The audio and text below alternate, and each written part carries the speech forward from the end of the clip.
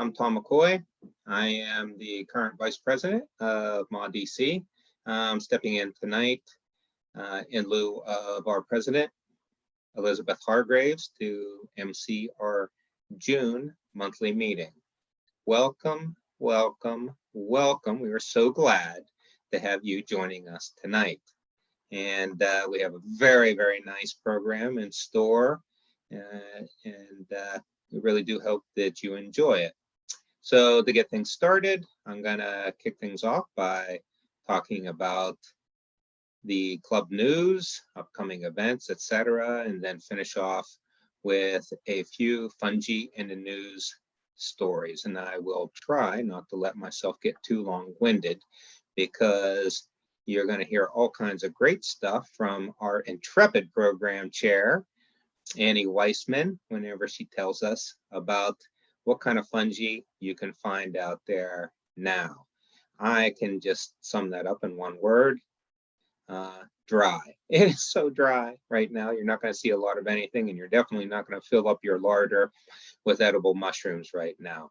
But we just held a foray on Sunday. I was co-host along with Mitch and Matt Cohen, and we just had one spectacular time over at Patuxent Research Tract. So don't let that dry weather keep you from taking a walk in the woods, and because there's always interesting stuff to see out there. And so once we finish up with that, then we're going to move over to our main event of the evening, Patricia Kyson, and she's going to, in honor of June Pride Month, we're going to be hearing about non-binary, cryptic, and subversive queer mycology. So just recently, we had a mushroom tasting event. I, unfortunately, was not able to attend this, but I heard from several sources this was an exceedingly good event, very well run.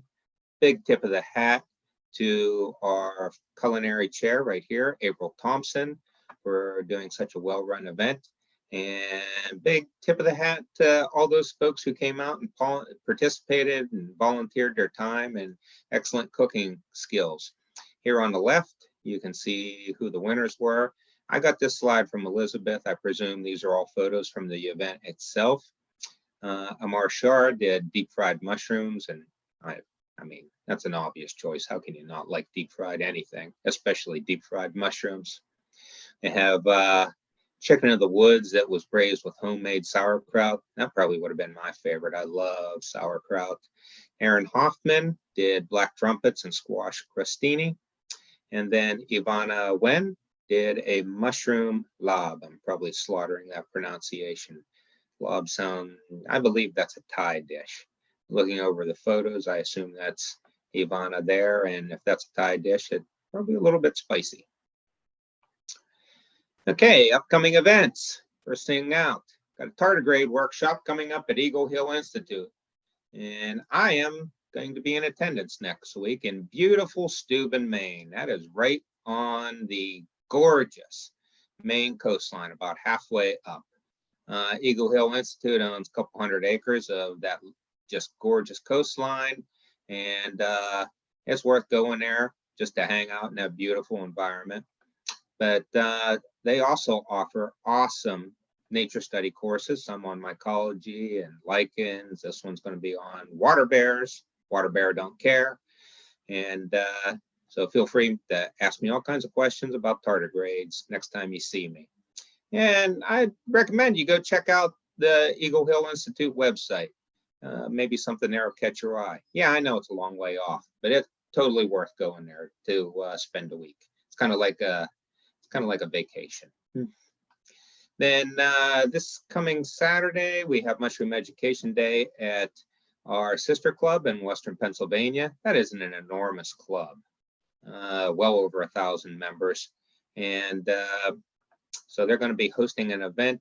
You happen to be around Pittsburgh this weekend, you probably can still get into that.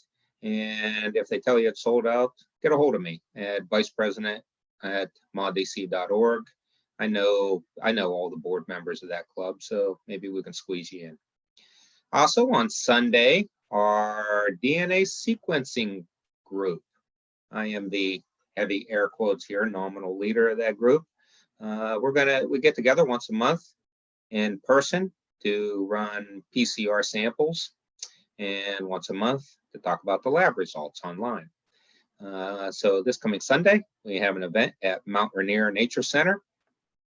If you have a sample of some fungi, of fungus you'd like us to try to identify, go ahead and swing by and drop it off. And we need background information, a good iNaturalist observation, and good notes to go along with it. But we're more than happy to try to work that into our sample load for perhaps that day, or perhaps for a future lab day. Also, if you're interested in this type of technology and you'd like to learn more and like to observe, feel free to come by and hang out and ask us questions. We'd love to talk about it. And then next week, we're going to get the last consortium talks, and man, they've been on a roll lately. This consortium is a group of like 15 mushroom clubs, largely around the Northeast, some of them up into Canada, just kind of pulled all their resources and did, I don't know, at least a dozen or more talks. Last one, going to be done by Keith Seifert. Keith Seifert is an expert in microscopic fungi. He wrote the book, The Hidden Kingdom of Fungi. He also talked to us, I think it was last year.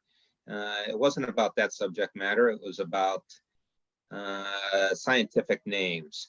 And as you can see, he's got 3 stories he's going to be telling in his talk. One on the Great Potato Famine. I thought that was by a water mold, penicillin, and the discovery of that, and wheat rust, which he will surely mention the Roman holiday of Robigalia. So that'll be worth tuning into. Also, if you're unable to catch that talk live, or any of the previous talks from this year or past, you can go on to the moddc.org website, and you have to log in. These are proprietary talks, but there's links saved on our website to all of these. You can locate them under activities/consortium presentations. More events. I tell you, you get a lot of events from ModDC. Your $20 is well spent with us. On July 9th, we're helping to facilitate a mushroom cultivation workshop. Now, this is nowhere close to DC. That's a backbone farm. That means my buddy Max Dubansky. So that's all the way out in Garrett County. So basically, start driving west in Maryland, and when you run out of Maryland, you're at Backbone Farm. But if you want to learn more about about cultivation, he'd be a good place. That's a good place to go to. Max has been doing this forever and ever. He runs that organic farm out there, and he's just an all-around good guy. We've got a different location for our DNA sequencing day in July, where you go to Jug Bay, and we'll be doing a sampling run at a kind of a protected area down there called Emery Waters. Everything I said on the previous page about bringing us samples, or just joining us for the day applies to July 9th as well. July 29th, we've got a picnic. Correct me if I'm wrong, I think it's going to be at Greenbelt Park, but more details will be coming soon about location, time, and how you can participate. July 13th, we moved the monthly meeting in July because the first Tuesday of the month fell on the 4th, and obviously nobody's going to show up for a meeting on the 4th. So we moved it to the second Tuesday for July. Got lots more events going up in, these aren't necessarily all ModDC events. First one is the Eastern Pennsylvania Mushroom Club. They have their weekend foray at Mount Alto campus.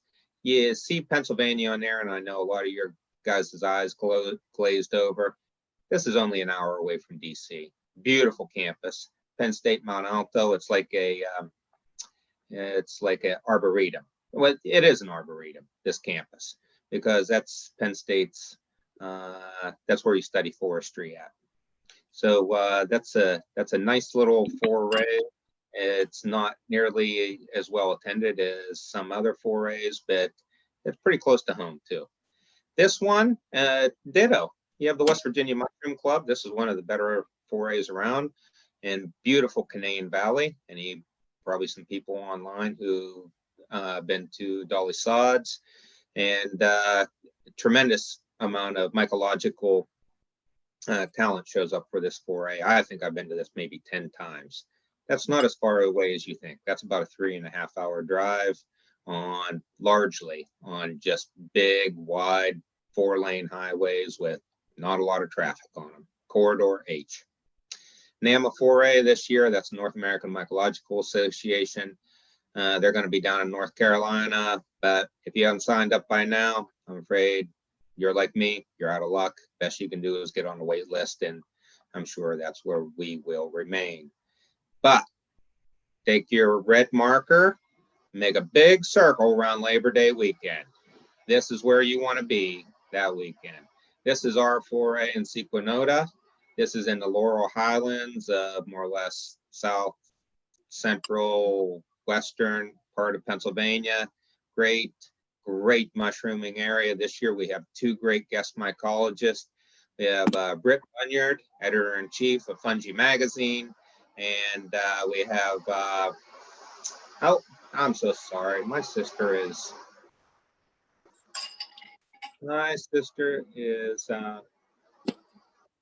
running the leaf blower outside. Bear with me. So the Sequanota foray is just great this year. We got 2 great guest mycologists, Britt Bunyard and Stephen Russell. Stephen Russell has probably sequenced more mushrooms, DNA sequenced more mushrooms than anybody else in history. Then we also have the Mushroom Festival at Kennett Square. Kennett Square is self-proclaimed mushroom capital of the world for all the commercial mushroom farms that you find there. And to honor that celebrated crop, they have a festival every year. I will set up an event, a joint event with the Eastern Pennsylvania Club, and we'll have a foray at Kennett Square or somewhere close to it. This is just west of Philadelphia, and that earlier in the day. And then after the foray, we can take a walk over at the festival. So stay tuned, that'll be coming up. This is the Northeast Mycological Federation. Again, this is another sold out foray. This is kind of analogous to the NAMA foray. And so again, this is wait list only at this point. And then again, going back to our sister club, the Western PA Club, they hold their big weekend event for the eponymous Gary Linkoff. And if you have just gotten into mycology in the last couple years, I feel sorry for you, because you will never get to go on a foray with the great Gary Linkoff. I mean, great sense of humor, great timing, so many stories. That guy was a treasure. Unfortunately, he passed away a few years ago, and I think everybody who is involved with mycology was just had the wind knocked out of their sails that day. Okay, moving on to some fungi in the news. This guy here, you are looking at one great human being. That's Roland Griffiths. Roland Griffiths was really the point of the spear for taking psychedelics, for taking psilocybin out of as a chemical that really was going nowhere. And through his research at Johns Hopkins, it's become basically, I see a new article almost every day about the medicinal mental health benefits of using psilocybin, and it's largely thanks to this man here. I remember whenever I became the program chair, this is, I think, 5 years ago, this was one of the very first emails that I ever wrote, was to Roland Griffiths. He didn't do a program for us because he is just way too busy, but he did write me a very long, nice email in reply and gave me a lot of references. Great guy. Unfortunately, he's suffering from stage 4 cancer. So anyhow, we wish him well. Next news article is doing some research. Looks like there may be an antidote for Amanita poisoning. Now, one thing to remember when it comes to mushroom poisoning, if you believe the stuff that you see in the movies, they're all three-steppers. Basically, you take a bite out of a poisoned mushroom, you take 3 steps, and you fall over dead. That's not how it works in real life, though.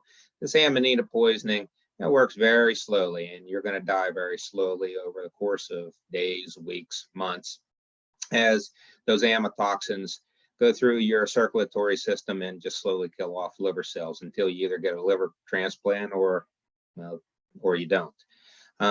Anyhow, what they have found is they broke up. They were looking at this at the genetic level, and they found a gene that was resistant to the amatoxins.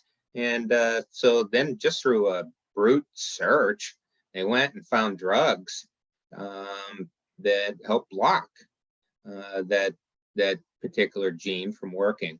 And what they found, lo and behold, is a drug all the way back from 1956 that they used to use to help diagnose eye disease. Go figure. Anyhow, keep your fingers crossed. Maybe there is a medicine coming for Amanita poisonings. Here's another kind of interesting article. A little skeptical about how applicable it is, but fungi are very good at thermoregulation, and this is just basically because they're made out of water. They're largely made out of water, and through the evaporative cooling that they do, they're able to keep themselves a little bit cooler than their surrounding environment. In this news article, scientists were able to make a cooler from Agaricus bisporus, which is just a common button mushroom, or the cremini that you find in your grocery store, and they dropped the temperature, what is it, almost 18 degrees in a few minutes.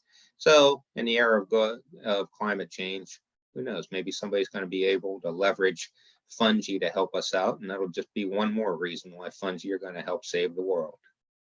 And here's another reason. They did some research on a coastal salt marsh in China, and they found lots and lots and lots of microscopic fungi and some bacteria breaking down the nasty plastics, polyurethane.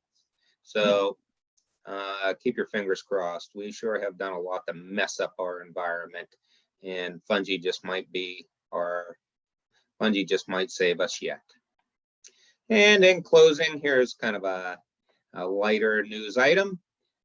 There's a company over in Holland that is now making coffins and urns from mycelium.